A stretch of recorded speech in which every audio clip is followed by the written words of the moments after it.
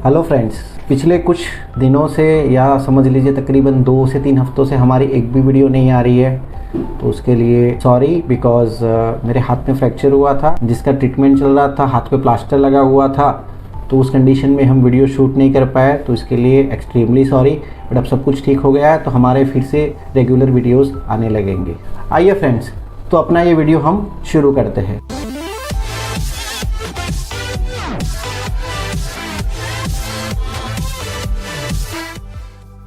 तो last time हम जहाँ छूटे थे कि हमने एक वीडियो डाला था शैम्पू के ऊपर कि कैसे शैम्पू होना चाहिए, कैसे यूज़ करना चाहिए।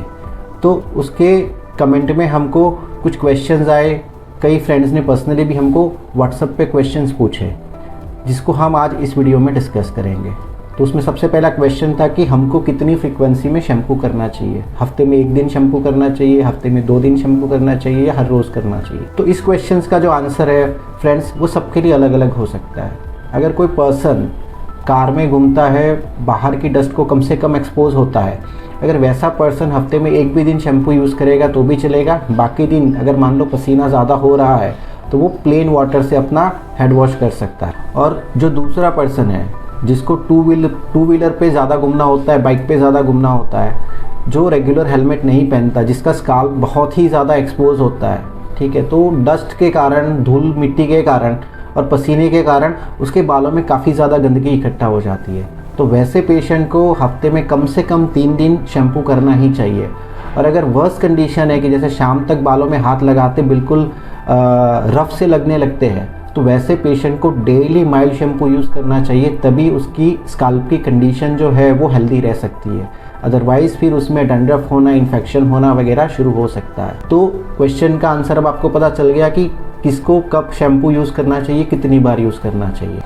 और एक क्वेश्चन पूछा था कि माइल्ड शैम्पू अगर है तो हम उसको रोज़ यूज़ कर सकते हैं क्या। तो हाँ, अगर आप माइल्ड शैम्पू यूज़ कर रहे हैं, आप नहीं भी बाहर जाते, तो भी आपको अगर रोज़ यूज़ करना है तो आप उसको यूज़ कर सकते हैं। उसको डेली यूज़ करने से कोई नुकसान नहीं होता।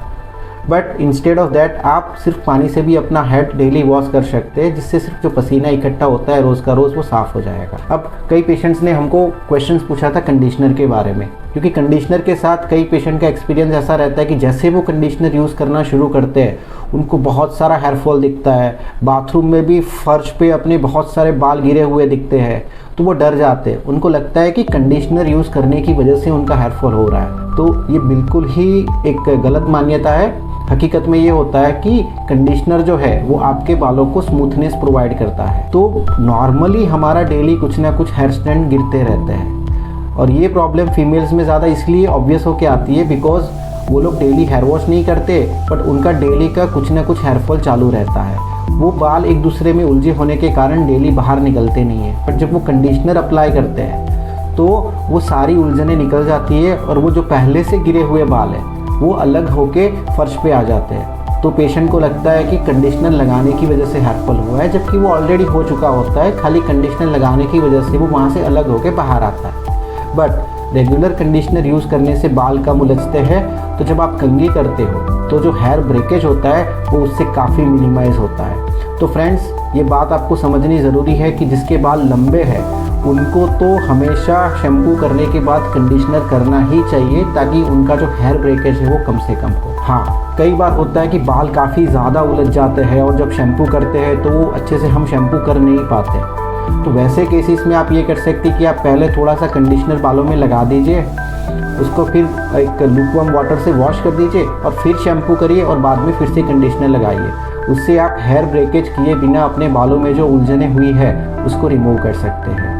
तो ये हमारे कंडीशनर को लेके जो क्वेरीज आई थी उसका सॉल्यूशन आ गया। अभी तक आपने चैनल को सब्सक्राइब नहीं किया है तो हमारे चैनल को सब्सक्राइब कर दीजिए, बेल आइकन के नोटिफिकेशन बटन को प्रेस कर दीजिए ताकि आने वाली हर एक वीडियो की नोटिफिकेशंस आप तक पहुंचती रहे। और अगर ये वीडियो आपको अच्छा लगता है तो हमारे वीडियो को लाइक करिए और अपने फ्रेंड्स के साथ ज़रूर से शेयर करिए।